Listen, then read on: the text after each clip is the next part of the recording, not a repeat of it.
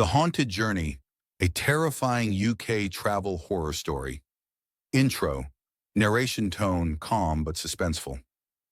Traveling at night in the UK has always had an eerie charm. Old motorways cutting through silent countryside, mist-covered hills and villages that seem frozen in time.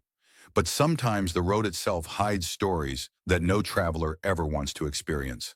This is the story of Daniel Carter, a 32-year-old man from Manchester, who set out on what seemed like a normal late-night drive to Cornwall, but ended up living through a nightmare he'll never forget.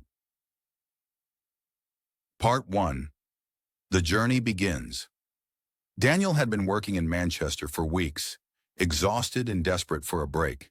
His plan was simple: drive to Cornwall overnight, check into a small seaside inn, and spend a few days resting. It was late October. Rain drizzled across his windscreen as he drove along the M5 motorway.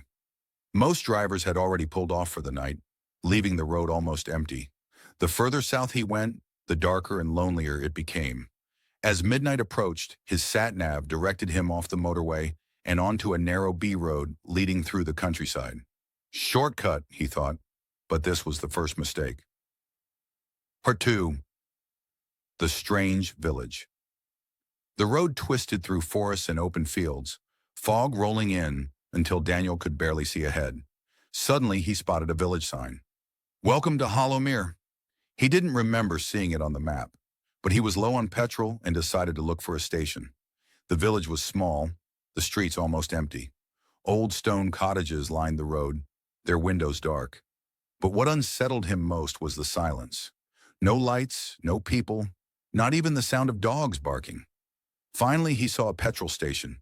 It looked abandoned, but the lights flickered on above the pumps. Relieved, Daniel pulled in. As he stepped out to pump fuel, he noticed an old man sitting inside the tiny kiosk, watching him through the glass. His face was pale, his eyes unblinking. When Daniel went inside to pay, the man simply whispered, "You shouldn't be here." Daniel laughed nervously, thinking it was just small-town strangeness. But the old man leaned closer and whispered again, "The road doesn't let people leave." Part 3. The road. That loop's shaken. Daniel got back into his car and drove off quickly. His sat-nav recalculated, telling him to follow the main road out of the village. But after 15 minutes of driving, he passed the same sign again. "Welcome to Hollowmere." His heart sank. He must have taken a wrong turn. But no matter which road he chose, he always returned to Hollowmere. The same cottages, the same dark windows, the same petrol station. This time, the kiosk was empty. The old man was gone. Part 4. The Hitchhiker. Panicking, Daniel decided to keep driving straight, refusing to turn. As the fog thickened, he spotted a figure on the side of the road. A young woman dressed in an old-fashioned coat, waving for a ride. Against his better judgment, Daniel slowed down and rolled down the window.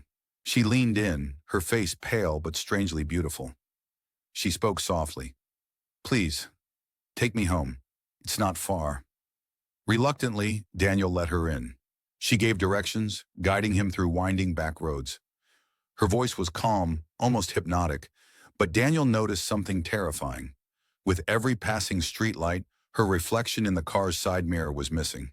She was sitting right beside him, but not in the mirror. Before he could react, she turned to him and whispered, "You shouldn't have picked me up." Then, she vanished. Part 5. The Final Escape. Daniel's car swerved violently as he realized the passenger seat was empty. His heart raced, his hands trembling on the wheel.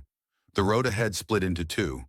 For a moment, Daniel thought he saw the old man from the petrol station standing by one path, silently pointing to the left. Trusting his instinct, Daniel followed that road. Moments later, the fog lifted. His sat-nav reconnected, showing the motorway just a mile away. Behind him, Hollowmere had disappeared, as if it never existed. When Daniel finally reached Cornwall at dawn, he asked locals about Hollowmere, but nobody had ever heard of it. To this day, he swears the village wasn't on any map, and he warns anyone traveling the back roads of the UK at night, if you ever see a sign that says, "Welcome to Hollowmere," don't stop, don't turn, and never ever pick up a hitchhiker. Closing, narration ending. So, Was Hollowmere a forgotten ghost village? A trick of the mind caused by exhaustion? Or something far darker? An endless trap for unlucky travelers? One thing is certain, Daniel never drives at night anymore. And if you're planning a journey through the UK countryside, be careful, because not every road leads back home.